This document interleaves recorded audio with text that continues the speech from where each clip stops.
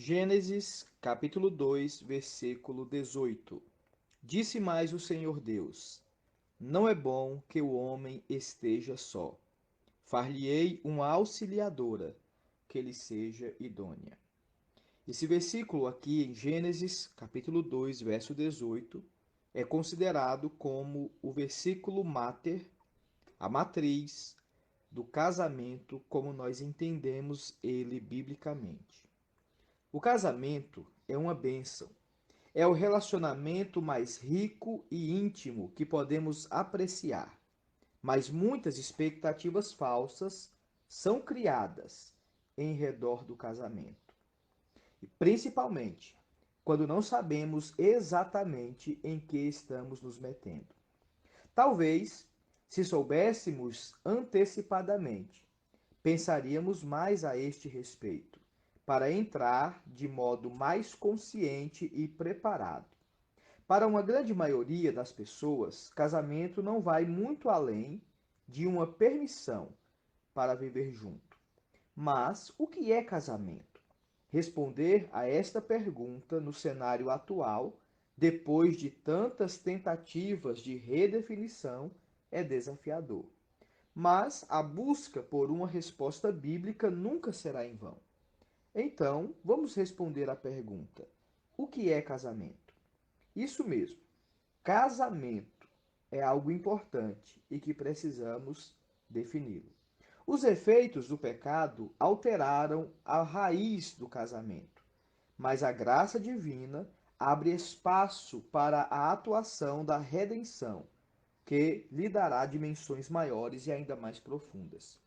O casamento poderia ser definido como a união de um homem e uma mulher, segundo a vontade de Deus. Uma união que está sob a norma das escrituras sagradas e, claro, da lei do país, nessa ordem. Primeiro, o que diz a Sagrada Escritura. Segundo, o que diz as leis de um país. O pacto de amor, confiança, lealdade, fidelidade, unidade, no qual é possível expressar o amor conjugal em sua plenitude e que, sob a bênção de Deus, floresce e frutifica no surgimento dos filhos. Mas, infelizmente, não podemos parar por aqui. A nova moralidade, que é a velha moralidade, na verdade, protegida pela atmosfera de aceitação social, tem desafiado a concepção da família tradicional, que é bíblica, formada por marido, mulher e filhos como núcleo social mais básico da sociedade. E a substitui pelo entendimento moderno de que é o Estado que regula o casamento.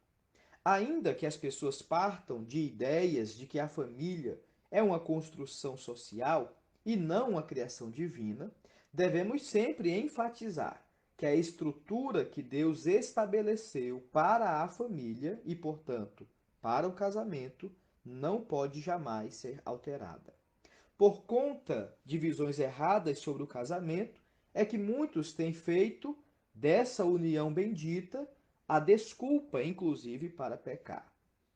Um erro bastante comum é confundir que o casamento faz com o que de fato ele é.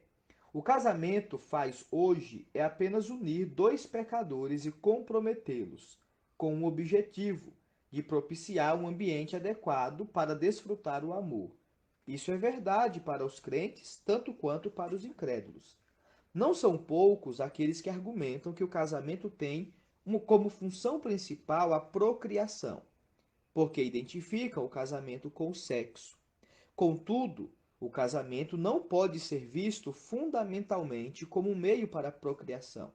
O fim principal do casamento não é a procriação. O casamento é muito mais do que isso, embora inclua também esse aspecto.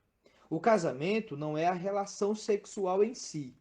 A noção de que o matrimônio começa na lua de mel, quando devem ter lugar as primeiras relações sexuais, e não quando se fazem os votos, é totalmente estranha às Escrituras. Deus não criou o casamento porque o homem precisava de sexo ou de filhos, mas porque o homem estava só.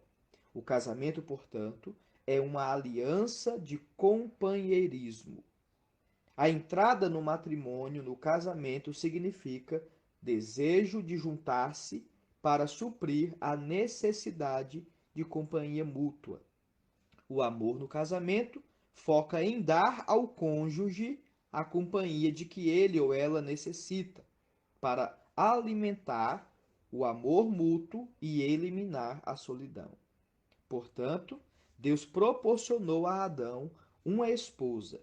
Isso significa que Deus não somente providenciou nela uma ajuda, mas providenciou ela como uma ajudadora. Eva seria mais do que uma simples companhia, seria uma auxiliadora idônea. A essa aliança de companheirismo divinamente instruída, Deus abençoou com fecundidade, desfrutada por meio do amor que eles tinham um pelo outro.